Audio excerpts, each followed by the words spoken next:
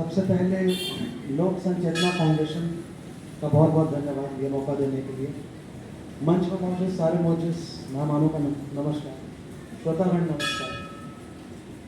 अभी मैं सुन रहा था इसके दो कवि ने बहुत अच्छी कविता सुनाई है, और मैं तो खास कोई कवि नहीं हूँ, मैं शायरी करता हूँ, कोशिश करता हूँ हिंदी मिला के लिख सकूँ। स्वागत। मैं अभी एक गज़ल से स्टार्ट करना चाहता हूँ। मतलब है कि न जाने क्यों मैं खुद से दूर होता जा रहा हूँ, न जाने क्यों मैं खुद से दूर होता जा रहा हूँ, बड़ा बेबस बड़ा मजबूर होता जा रहा हूँ। वाह वाह वाह। न जाने क्यों मैं खुद से दूर होता जा रहा हूँ, बड़ा बेबस बड़ा मजबूर होता जा रहा हूँ। मोहब्बत में हुई है बदनामी जब से यहाँ पर, मोहब्बत में हुई है जब से बदनामी यहाँ पर, मैं तभी से बड़ा मशहूर होता जा रहा हूँ। वाह वाह वाह वाह। न जाने क्यों मैं खुद से दूर होता जा रहा हूँ, बड़ा बेबस बड़ा मजबूर होता जा रहा हूँ। मोहब्बत में हुई है जब से बदनामी यहाँ पर, मैं तभी से बड़ा मशहूर होता जा रहा हूँ। यहाँ दुनिया के कुछ ऐसे झमेले में खुदाया, यहाँ दुनिया के कुछ ऐसे झमेले में खुदाया, न जाने क्यों मैं तुझसे दूर होता जा रहा हूँ, बड़ा बेबस बड़ा मजबूर होता जा रहा हूँ।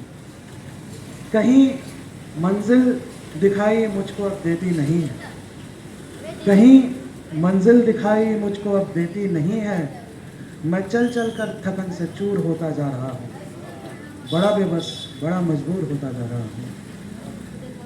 मैं कल जिसको सजाए अपनी यादों में रखा था, आखिरी शेर है।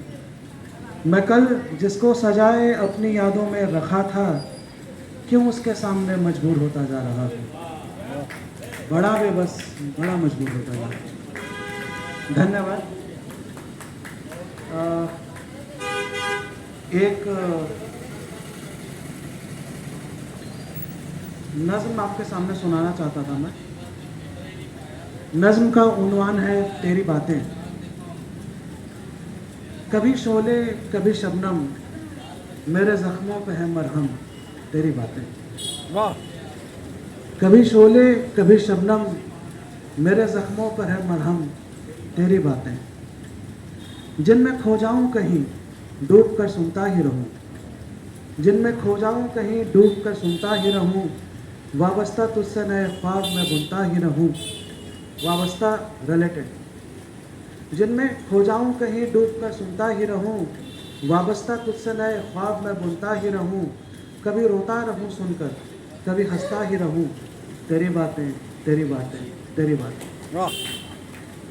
वो तेरा बात करते करते थोड़ा मुस्कुरा देना, कभी शौकी से वो तेरा गर्दन को झुका देना, कभी हंसकर का वो उंगली दांतों में दबा लेना, मेरे ख्यालात में आ के तेरा गुदगुदा देना, कि जिनको करते करते याद गुजरी है कई रातें, तेरी बातें तेरी बातें तेरी बातें। वाह वाह।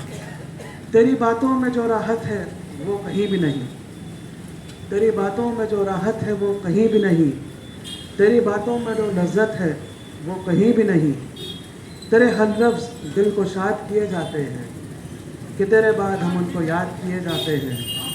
तेरी बातों से बढ़कर कहीं सुकून नहीं, मेरे सर पर इसके अलावा कोई जुनून नहीं, अब इससे ज़्यादा तेरी बातों की क्या बातें करना, उनको सोच सोच कर रातों को आँखों में ही रातें करना।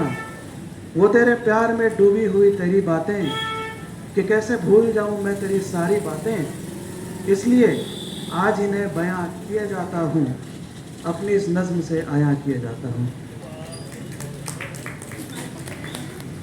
अगर इजाज़त हो एक गज़ल और है। इस गज़ल का उन्वान है मैं खुद को आज़मा लूं।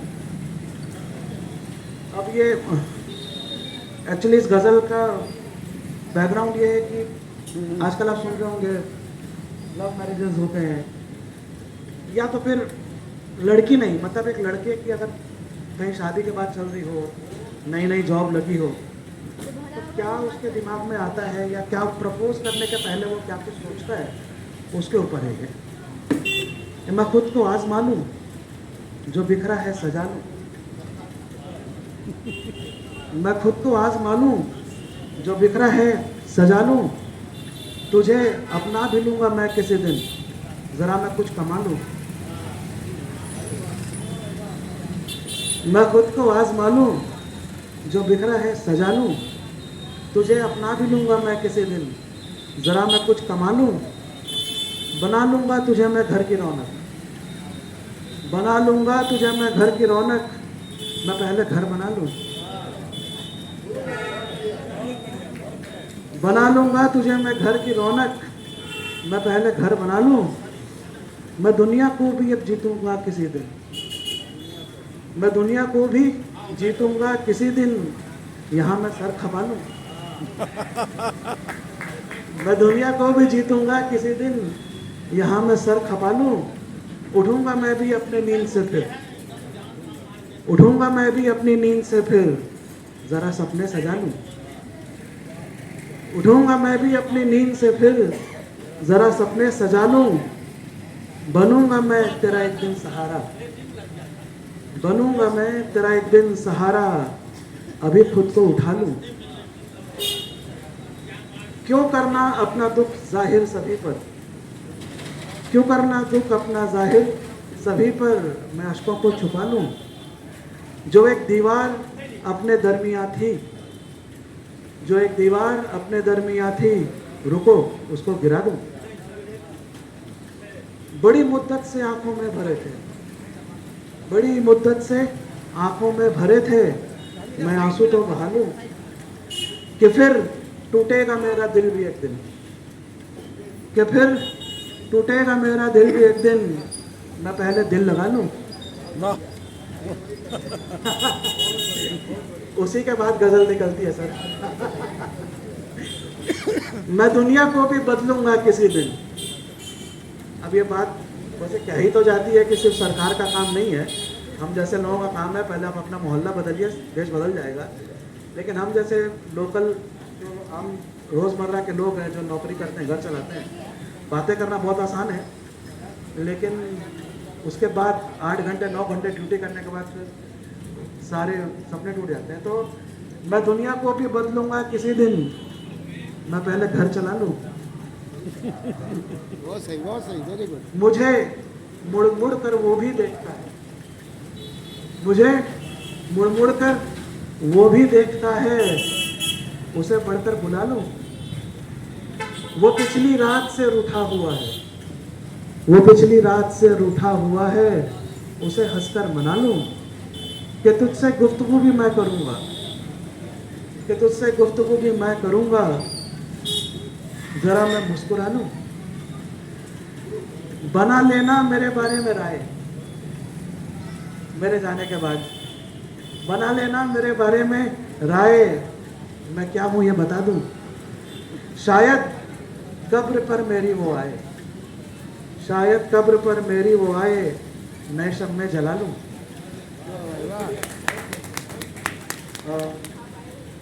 आखिरी शेर है, मक्ता है। मुझे अनमोल को देना है धोखा, मुझे अनमोल को देना है धोखा। मैं नजरें तो चुरा लूं। बहुत अच्छे, बहुत अच्छे, बहुत अच्छे। ये काव्य गोष्ठी में होता है, पहली बार ऐसे युवा कवि से मुझे शेर सुनने को मिला। वैसे तो हमने ढेर सारे शेर सुने हैं। एक चीज़ यहाँ जो युवा लोग बैठे हैं उनके लिए मैं ये कहना चाहता हूँ, ख़ासतौर से जो शेर लिखते हैं।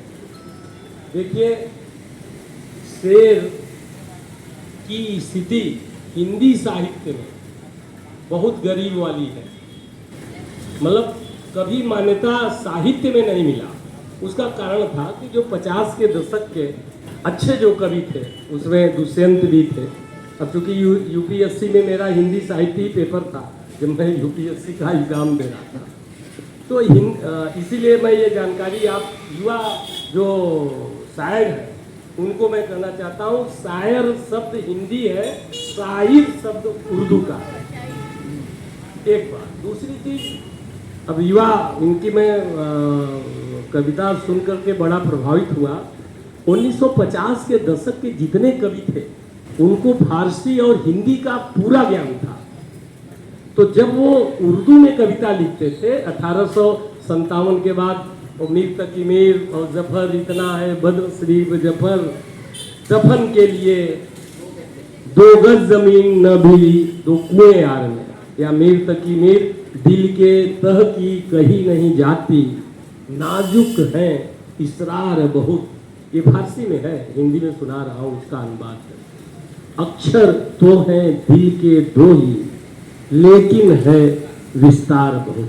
स्पिरिचुअल पॉइंट ऑफ व्यू से मीर तकी मीर। तो मैं जो इम्पोर्टेंट बात वो फिर छूट रही है, तो हिंदी का जो गजल है वो उर्दू से बिल्कुल अलग है। इसीलिए देखिए, गजल आशिक और माशूका के बीच के भावों का स्पष्टीकरण है। 50 के दशक के कवियों ने किया, बिल्कुल बढ़िया किया, इसलिए किया